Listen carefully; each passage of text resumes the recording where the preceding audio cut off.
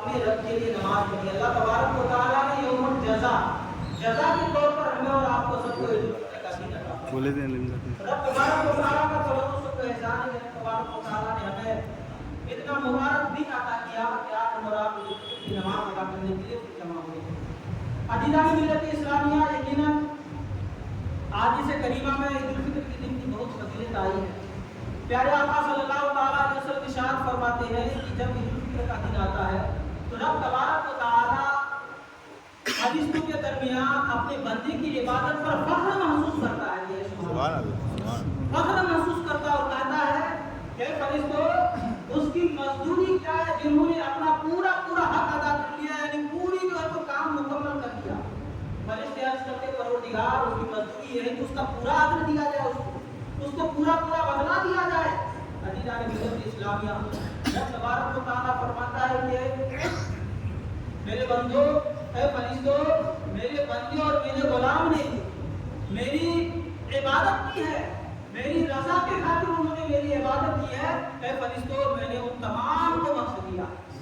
عزیزان ملت اسلامیہ، آج بخشش کا دن ہے، آج نجات کا دن ہے، آج مغفرت کا دن ہے. اللہ کی بارگاہ میں آپ دعا کیجیے. لیکن افسوس ہوتا ہے کہ کچھ نوجوان طبقہ جو ہمارے ہیں اکثر جو ہے عید کے دن جہاں اچھی جو رب تبارک و تعالیٰ کی طرف سے بے انتہا جو ہے نعمتوں کا جو انعام ہمارے لیے رکھا گیا ہے، وہی ہمارے کو نوجوان طبقہ افسوس کی بات ہے کہ سنیما ہالوں میں عید کی نماز کے بعد جا کر کے پڑے رہتے ہیں. مسلمانوں خاص کر نوجوان کو آج جو ہے جذبہ لانے کی ضرورت ہے، نیکیوں کی طرف آنے کی ضرورت ہے. ایک صحابی کا واقعہ آپ کے سامنے پیش کروں، یقیناً آپ کا ایمان جگمگا اٹھے گا. اور یقیناً اس حدیث پاک کو سننے کے بعد اگر آپ نے گناہ کا ارادہ بھی سوچا ہے تو ہم کو یقین ہے کہ انشاءاللہ آپ اپنے ارادے کو بدل دیں گے.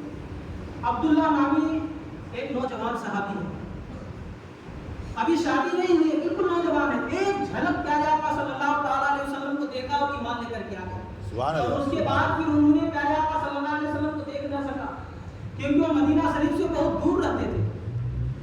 کافی دن گزر گئے، ان کے والد صاحب بچپن میں انتقال ہو گئے. ان کے چاچا نے ان کی پرورش کی اور ان کے چاچا جو تھے وہ اسلام نہیں لائے تھے. ان کے والدہ بھی جو اسلام نہیں لائے تھے، لیکن وہ پیارے آقا صلی اللہ علیہ وسلم کو دیکھا، پیارے آقا کے روح انور کو دیکھا، کلمہ پڑھا، مسلمان ہو گئے.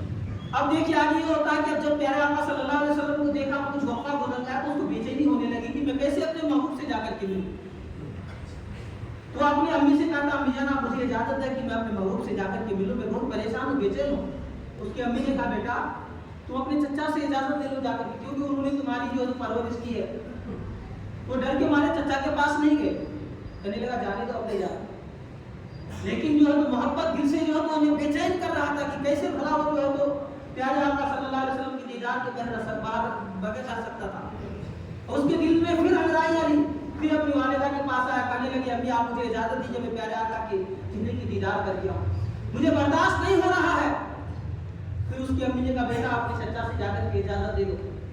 ان کی امی اور ان کے چچا اسلام نہیں لائے تھے، اسلام کے سب کٹر دشمن تھے، مخالفت کرتے تھے.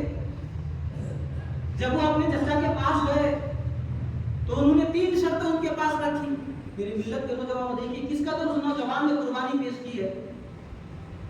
3 شرطیں رکھی. اس نے کہا کہ دیکھ آج تک پرورش میں نے تیری کی ہے، جو کچھ بھی تم نے آج یہاں تک پہنچا وہ ہماری جو ہے تو محنت ہے، اس پر میں تجھے اجازت نہیں دے سکتا. اور دوسری چیز یہ اگر تجھے اگر جانا چاہتا ہے تو گھر سے چلا جا، ہمیشہ کے لیے دوبارہ میرے گھر پہ مت آنا. عزیزان ملت اسلامیہ، اب ان کے لیے بہت بڑا مشکل مسئلہ تھا کہ میں گھر سے نکال دیا جاؤں، میں بے گھر ہو جاؤں گا، پھر میرا کیا ہوگا. اگر انسان شادی شدہ ہوتا ہے تو خوشی سے آفر قبول کر لیتا ہے کہ چلو ایک طرف اور بتا لوں، لیکن یہ شادی بھی نہیں ہے ان کی. لیکن پھر بھی اس نے کہا کہ چاہے جو کچھ بھی ہمیں جانا. کہنے لگا چچا مجھے منظور ہے، سب بات اجازت دیجیے. اس نے چچا سمجھ گئے کہ نہیں یہ نہیں رکے گا.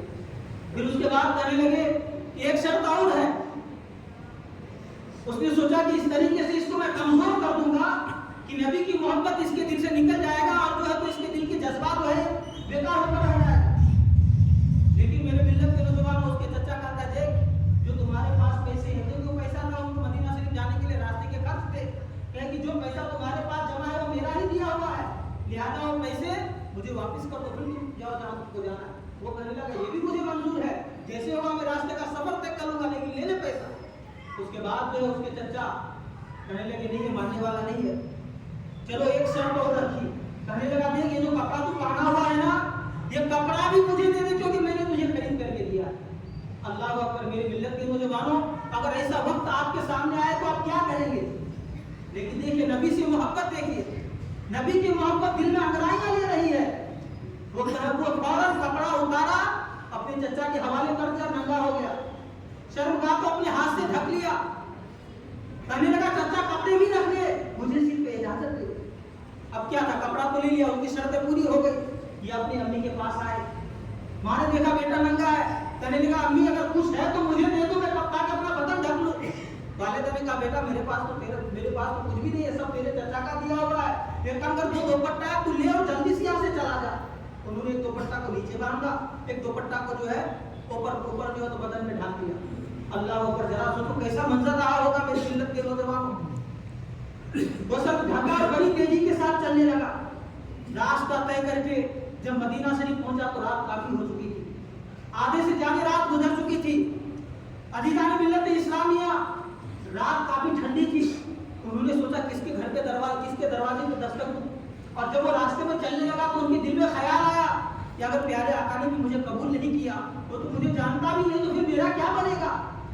मेरा बनेगा क्या? जाहिर सी बात, हम जिनके पास जा रहे हैं अगर मुझे सहारा ना दे तो मेरा क्या बनेगा? हम थोड़ा घर के ना घाट के फिर कहीं के नहीं रहेंगे। दिल में उसका वसवसा आ रहा था। उसने सोचा चलो पहचाने या ना पहचाने, हमको पनाह दे या ना दे, मैं चलते रहूंगा उनकी बात। जब वो पहुंचे तब सोचा किनका दरवाजे पे दस्तक दूं, किनका दरवाजा खटखटाऊं, कहां जाऊं मैं? अजीज़ान मिल्लत इस्लामिया कहीं नहीं गए। कहने लगा चलो मस्जिद में जाता हूं, वही रात गुजार लूंगा, सुबह देखा जाएगा क्या होता है। वो शख्स जो है वो गया मस्जिद में, और मस्जिद में जाने के बाद क्या देख रहा है कि एक शख्स अल्लाह की इबादत में मशगूल है। सुभान अल्लाह। जाकर के